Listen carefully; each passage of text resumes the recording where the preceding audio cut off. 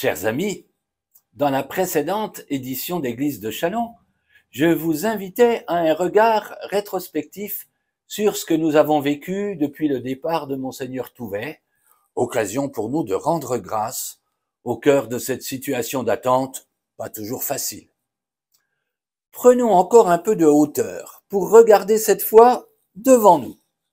Il y a d'abord ces mois d'été, qui ouvrent pour nous tous, je l'espère, un temps de vacances moins assujetti aux contraintes de la montre.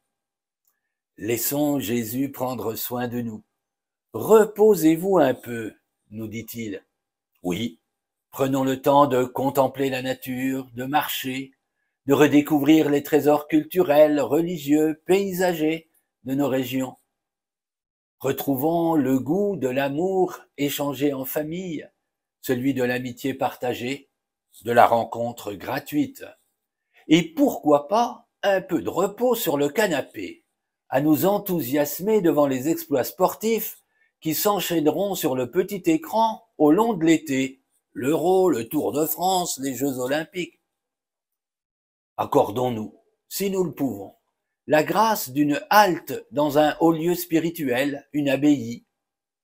Reprenons surtout le temps béni du cœur à cœur avec ce Dieu qui nous aime et nous appelle à le rencontrer sans modération, au rythme de la parole méditée dans le sanctuaire intime de notre âme pour nous restaurer et refaire nos forces. Mais regardons un peu plus loin, et c'est déjà la rentrée, avec le traditionnel rendez-vous de la foire de Châlons tout début septembre. En flânant dans ces allées, nous aurons à cœur de nous arrêter au stand de l'Église catholique de Châlons et Reims. Nous pourrons également y prendre une part plus active en assurant un temps de présence, un service.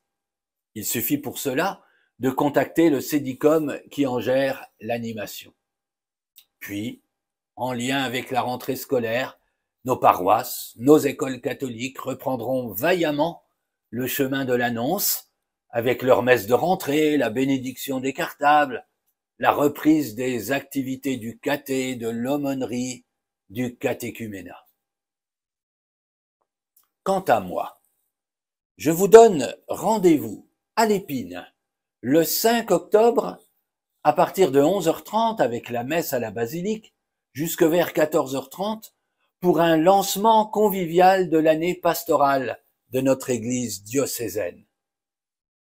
D'ici là, reposez-vous un peu, sans oublier de prier avec persévérance pour l'évêque que nous attendons.